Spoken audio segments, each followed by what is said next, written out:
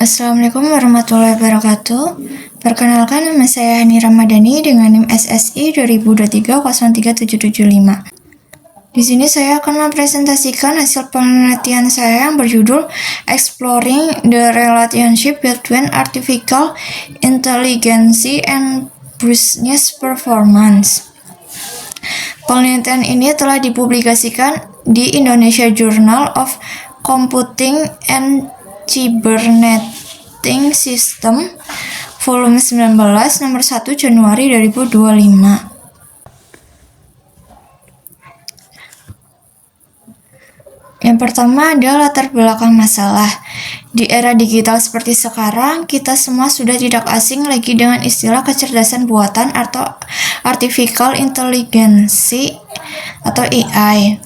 AI telah menjadi salah satu alat paling kritis yang dimanfaatkan organisasi untuk meningkatkan kinerja bisnis mereka. Bayangkan, AI bisa mengotomatiskan tugas-tugas rutin, menganalisis data dalam jumlah besar, bahkan mempersonalisasi pengalaman pelanggan. Hal-hal yang sebelumnya memerlukan waktu dan tenaga manusia yang sangat besar. Namun, disinilah muncul persoalan yang menarik. Meskipun banyak laporan menunjukkan hasil yang menjanjikan, misalnya McKinsey menyebut AI bisa Accenture memproyeksikan McKinsey menyebut AI bisa meningkatkan keuntungan operasional hingga 20% dan Accenture memproyeksikan peningkatan pendapatan hingga 38%. Hubungan antara adopsi AI dan kinerja bisnis secara ilmiah masih belum sepenuhnya dipahami. Di sisi lain, adopsi AI juga membawa tantangan nyata, privasi data, keamanan sistem, hingga kekhawatiran tentang pergeseran peran kerja. Inilah yang mendorong kami melakukan penelitian ini secara komprehensif. Lalu selanjutnya ada rumusan masalah. Berdasarkan latar belakang tersebut, penelitian berfokus menjawab 3 pertanyaan utama. Yang pertama, faktor-faktor apa saja yang mempengaruhi penerimaan dan implementasi AI dalam sebuah organisasi bisnis? Yang kedua, bagaimana pengaruh AI terhadap indikator kinerja bisnis seperti produktivitas, efisiensi, pendapatan, dan kepuasan pelanggan? Dan ketiga, tantangan apa yang muncul akibat adopsi AI dan bagaimana dampaknya terhadap kinerja bisnis secara keseluruhan. Ketiga pernyataan ini menjadi fondasi dari seluruh rangkaian penelitian yang saya lakukan. Selanjutnya ada batasan masalah. Agar penelitian ini tetap fokus dan terukur, saya menetapkan beberapa batasan. Dari sisi cakupan, saya hanya meneliti perusahaan atau organisasi bisnis yang sudah menggunakan AI dalam operasional mereka, bukan yang masih dalam tahap rencana.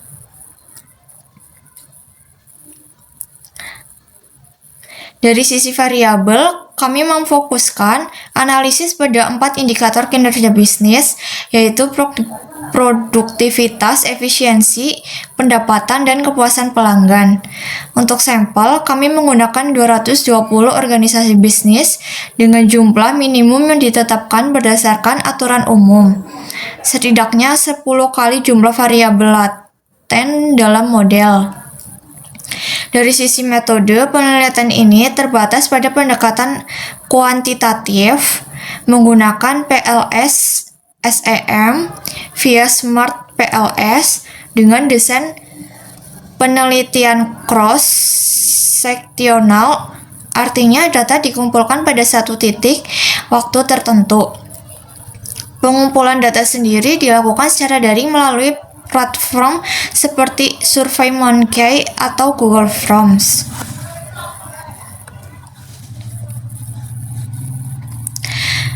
Selanjutnya, tujuan penelitian. Dengan rumusan dan batasan yang telah ditetapkan, penelitian ini memiliki 4 tujuan utama. Tujuan pertama adalah mengidentifikasi faktor-faktor apa saja yang memengaruhi penerimaan dan implementasi AI dalam organisasi. Tujuan kedua adalah mengukur secara kuantitatif bagaimana dampak adopsi AI terhadap kinerja bisnis. Tujuan ketiga adalah menganalisis tantangan-tantangan yang muncul selama proses adopsi AI. Dan tujuan keempat, yang paling penting secara praktis adalah memberikan wawasan strategis bagi para pemimpin bisnis agar dapat mengoptimalkan implementasi AI di organisasi mereka. Dengan kata lain, penelitian ini tidak hanya bersifat akademis, tetapi juga memiliki nilai praktis yang nyata bagi dunia bisnis.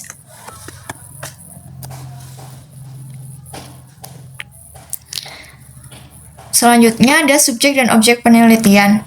Sekarang mari kita bahas siapa yang saya teliti dan apa yang saya teliti. Subjek penelitian saya adalah 220 organisasi bisnis yang telah menggunakan AI dalam kegiatan operasional mereka. Pemilihan dilakukan menggunakan metode purposive sampling, artinya saya memilih responden secara sengaja berdasarkan kriteria yang sudah ditentukan, bukan secara acak. Sementara itu, objek penelitian saya mencakup hubungan antara AI dan kinerja bisnis secara keseluruhan, faktor-faktor yang mendorong adopsi AI, dampak AI pada 4 dimensi kerja, ada produktivitas, efisiensi, pendapatan, dan kepuasan pelanggan, serta tantangannya dihadapi dalam implementasi AI.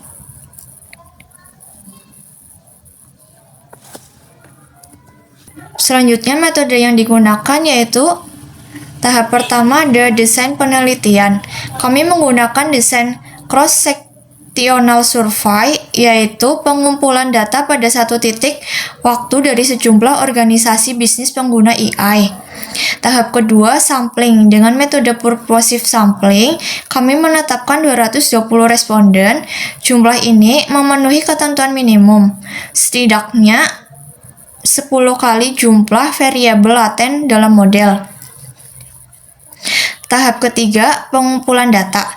Kuesioner disebarkan secara online melalui survei Monkey atau Google Forms. Sebelumnya disebarkan luas, kuesioner juga telah memenuhi proses pre-testing untuk memastikan kejelasan pertanyaan. Tahap keempat, analisis data. Disinilah inti teknis penelitian saya. Saya menggunakan Smart PLS untuk analisis PLS SEM, Partial Least Squared Structural Equation Modeling. Mengapa PLS SEM? Karena metode ini sangat andal untuk menguji hubungan antar variabel laten yang kompleks, terutama ketika data tidak terdistribusi normal atau ukuran sampel terbatas. Analisis mencakup 3 hal utama, yaitu validasi konvergen, yaitu memastikan setiap indikator mengukur variabel yang tepat. Yang kedua, validitas diskriminan, memastikan setiap variabel benar-benar berbeda satu sama lain. Yang ketiga, model struktural, menguji hubungan antar variabel melalui nilai R, squared, koefisien jalur, dan uji bootstrapping.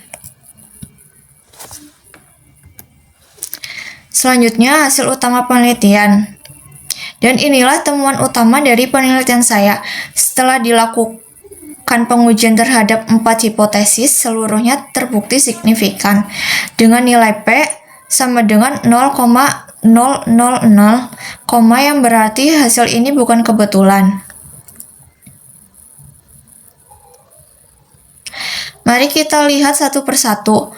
AI, produktivitas, koefiensi beta sebesar 0,802, T statistik 19.711, Ini berarti AI mampu menjelaskan 64,3% variasi dalam produktivitas organisasi. AI efisiensi beta 0,832, T statistik 22.867, IM menjelaskan 69,3% variasi efisiensi. Ini angka yang sangat tinggi. IE pendapatan, ini yang tertinggi,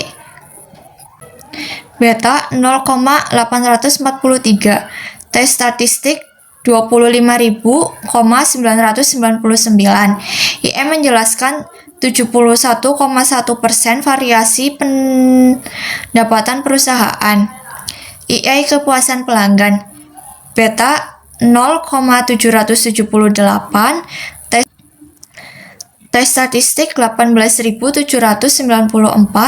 IE menjelaskan 60,5% variasi kepuasan pelanggan. Seluruh model juga telah melewati uji validitas dan reliabilitas dengan nilai yang melampaui ambang batas yang disyaratkan. Cronbach alpha di atas 0,7, AV di atas 0,5, HTMT di bawah 0,9, dan Fornell Lanchar terpenuhi. Kesimpulannya, IE terbukti secara statistik berpengaruh kuat dan positif terhadap seluruh dimensi kinerja bisnis yang kami ukur.